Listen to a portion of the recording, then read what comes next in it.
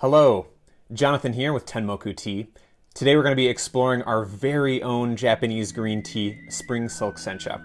Spring Silk Sencha is coming to us from Kagoshima, Japan. Kagoshima is the southernmost tea growing region in the country, and the lower growing elevations, the warmer climate, and the higher humidity produces a really full-bodied green tea, which is the quality that I kind of most admire in Japanese greens. Our sencha is a first harvest tea. Shincha refers to the fact that it is the first leaves that are plucked each spring, and that name only can be given to that first harvest. Ours for this year were harvested the first week of May, but the Shincha harvest is typically mid-April through early May, and those first few leaves are known for having sweeter and more floral quality, and are beloved for their condensed flavor and their kind of mythical status of only being able to be harvested for one brief moment in time each year. So I have about 2 grams of our beautiful sencha scooped into this ceramic vessel. I just want to explore the aroma quick here. I think one of the most distinctive qualities of Japanese green tea is very noticeable immediately, and that is the powerful grassy vegetal flavor and aroma that you can get instantly, and that definitely comes through here. What I'm noticing is green vegetal qualities and maybe the aroma of fresh cut grass or snapped a leaf or twigs. Just all of those very earthy, summery, verdant smells. Those flavors will show up, of course, also in the brewed tea liqueur, but there's a quality to the dried leaf which I just find so intoxicating. It's a cool, earthy, vegetal smell, and really Japanese tea smells like no other. The unique aroma and the unique flavor come from the terroir and the fact that it's green tea, but they also come from the unique processing methods that the Japanese use to create their teas. Japanese green teas are steamed, unlike Chinese green teas, which are wok-fired to kill off the enzymes, preventing oxidation, which would turn that green tea into an oolong or black tea.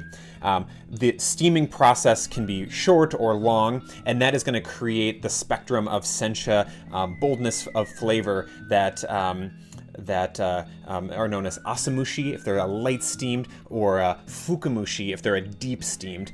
This is an asamushi sencha, which means it's steamed very briefly for no more than 5 seconds. The deeper the steam, the more vegetal flavor is going to come out, but also the less structure the leaf will have. You'll find a fukamushi sencha to be crumbly, almost powdery when you scoop it out of your tea tin. So we have this Japanese teapot. So this is a side-handled teapot. It's a kyusu, which is just the Japanese word for teapot. The side handle is kind of a unique feature of Japanese teapots. Some Chinese have them as well, but many Japanese ones do. And it provides a really elegant pouring style, which we'll explore here. That's part of the sencha-do, or the way of sencha, the refined manner of both brewing and presenting sencha tea. So to start here, I have a yuzamushi filled with nearly boiling water. A yuzamushi is a water cooler. One thing you're going to notice is water temperature is going to be of the utmost importance when we're brewing today. Sencha is a very, very temperature sensitive tea, and we want to make sure that we're going to bring out all of the beautiful vegetal flavors, but none of that bitterness or astringency. We really want a full-bodied tea, but none of the mouth-drying bitterness that can come out with some of the hot temperatures. The first thing I'm going to do is take this yuzamushi that has almost boiling water, and I'm going to pour it actually first into my teacup here. I'm going to thus warm the teacup, but really, since I'm just brewing for myself, I don't need to fill the entire teapot. Of course, I want to just be able to fill my teacup here. by pouring between vessels, I'm going to lose about 10 degrees Fahrenheit.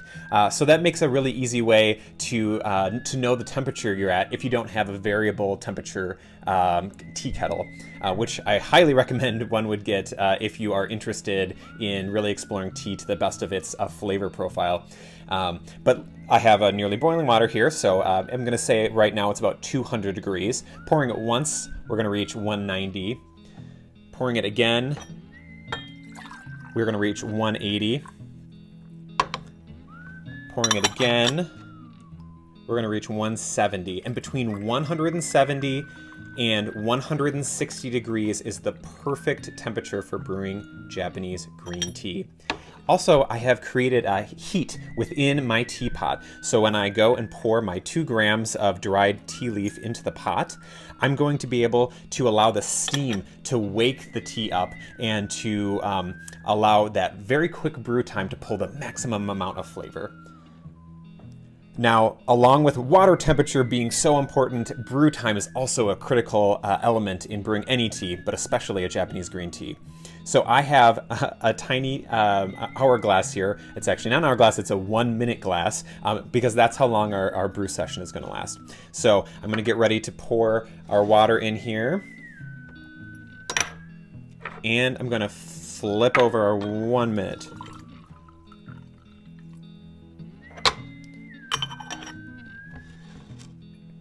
Now that steaming process and the freshness of the tea leaves are going to make them vulnerable to heat and time. That's why we're being so fussy. I think many people are intimidated to explore Japanese teas partly because of the perceived fussiness, but really I think of it as an equation. Time, temperature, and tea amount are going to together give you the ideal brew session. And frankly, it can be kind of simplified into an equation that you can use over and over again. So once you get it down and you feel like you've gotten your ideal brew session, you can just keep repeating that over and over again, have very predictable results. Let's see here, we have about a second left.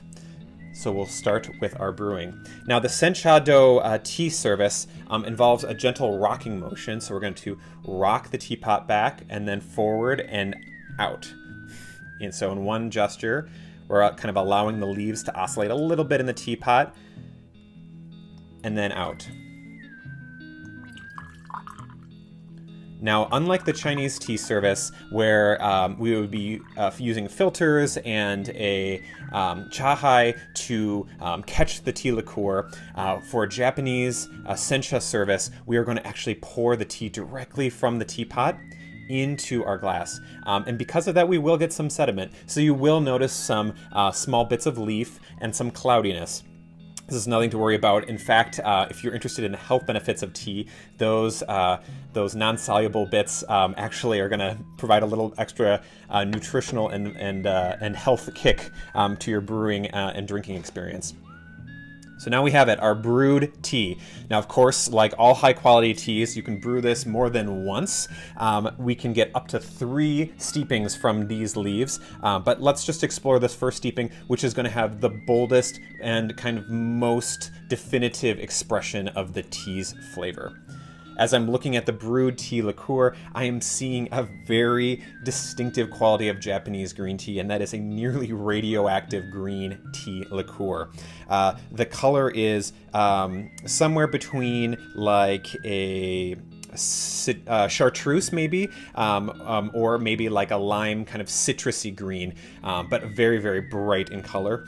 Slightly cloudy, like I said, and there's definitely sediment of the green tea on the bottom.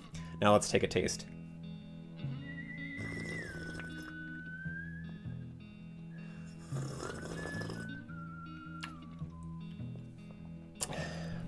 The taste of a Japanese tea is so distinctive and so lovely. To those who maybe haven't familiarized with yourself with it, I do think it eventually becomes a favorite for most tea drinkers, especially those who like lighter styles of tea. It's light in that it is not an oxidized tea, but it is bold and it is juicy and it is really, really delicious. The first flavors that I'm getting are very vegetal flavors. So again, like a zucchini or summer squash, maybe some cucumber, just a very green vegetal flavor. But then additionally, I'm getting a expression of that the smell of grass clippings of summer, of hot plants, of a maybe shrubbery or tree after rain. Just a very fresh, very vegetal quality. A lot of times people will say grassiness, and when I'm using fresh cut grass trimmings as a example, it's not a pejorative. It is something that is very desired in the tea and is very delicious. I'm also noticing a high amount of sweetness. That's coming from the fact, again, that this is a Shincha Sencha. It's that first harvest, and it is going to be the sweetest time of year to harvest those teas.